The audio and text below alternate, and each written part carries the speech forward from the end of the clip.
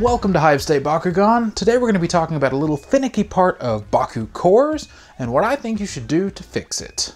So whenever you're playing Bakugan, both you and your opponent will be placing out cores onto the battlefield, building that hide matrix, and as you roll, sometimes you'll land on your cores, sometimes you'll land on your opponent's cores, and they'll get a little mixed up as the game goes. And at the end of the game, you now have to sort through your cores and try to figure out which one was yours, which ones were your opponent's. And I think I've come up with an easier, quicker solution.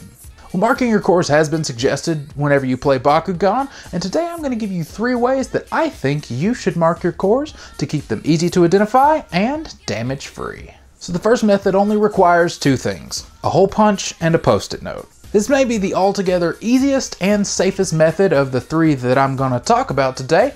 All you need to do is take a post-it note and punch out some holes on the sticky side. Then apply your newly crafted circular dots to your BakuCores. Simple, quick, and clean. So one of the best parts about using the sticky note method is the fact that, well, they come in quite a few colors, so you can kind of personalize them a bit.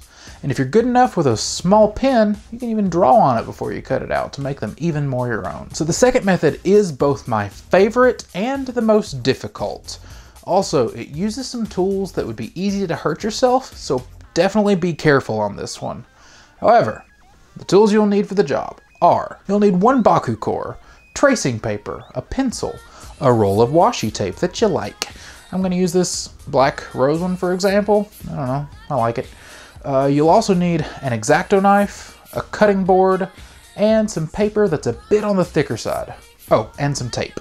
So first you'll want to take the tracing paper and trace over the design on the BakuCore. Also, trace over the outer edges. Something I suggest to do while doing this is to place a finger on one of the corners. That way you can check and make sure that you're getting the shape correct. The tracing paper I have is a bit hard to see through at some points, but it works. Next, cut it out and tape it down, but make sure not to tape over the sketch. Now that it's secured, it's time to start cutting. Begin by cutting out the middle design. To be completely honest, I'm not the best at this part, but you'll get the idea. Once the center's done, you'll want to cut the inner hexagon, not the outer. You'll see why in a moment. If everything was done correctly, this should overlap onto the BakuCore. I would go ahead and make sure that it does before you go on to the next step. Make sure it sits how you like it. So for the next step, go ahead and get your washi tape and make 2 strips on your cutting board, slightly overlapping each other. One of the reasons I like using washi tape for this step is because of how easy it cuts and peels away. Okay, so once your tape's down, go ahead and use the stencil we made of the BakuCore. Basically, just place it over top and, well, cut. I will give one word of warning though.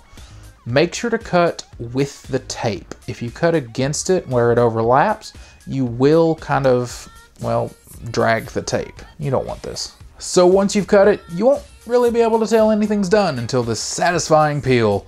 Make sure you peel from the bottom layer for the most satisfaction. However, sometimes it peels nice, sometimes it doesn't. Either way, you're getting closer. Next, go ahead and peel away the next layer, but make sure not to damage this one. We're keeping it. The last step is probably the hardest, and it's applying this newly made sticker to the BakuCore. So in this video, I probably didn't do that too well, but hey, there'll be no mistaking that BakuCore is mine. Also, you may have noticed I left some space around the BakuCore's edge, and that was on purpose. Whenever you're playing, you don't want any of the overlap showing, and that little change that prevents it. So feel free to mix and match this method with the last. If you have some washi tape you like, and you don't want to go through the time to do this for at least 6 BakuCore, just, well, washi tape and a hole punch works just as well. So this final method is technically the easiest, but it's also the most likely to damage your cores. All you'll need for this one are some wet erase markers.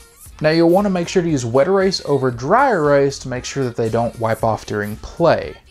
And you can do about anything you want to in this method. You can draw some dots or maybe place some careful lines, and you can do it however you choose really. You could even sign your initials if you wanted to. However, once your marker's on there, here's a careful way that I would suggest to get the marker back off.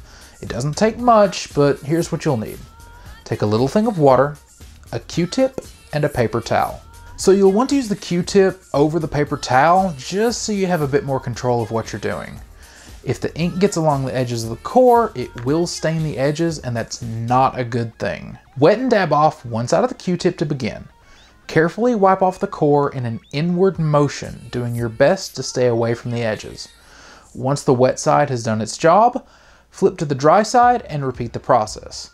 Lastly, it's a bit safer now to finish up with a paper towel to get anything the Q-tip missed, but you will still want to be careful on this, however. Well, that is my 3 tips for marking BakuCores without harm. If you have any tips and tricks of your own, make sure to post them in the comments below. I'd love to hear the way that you mark your own.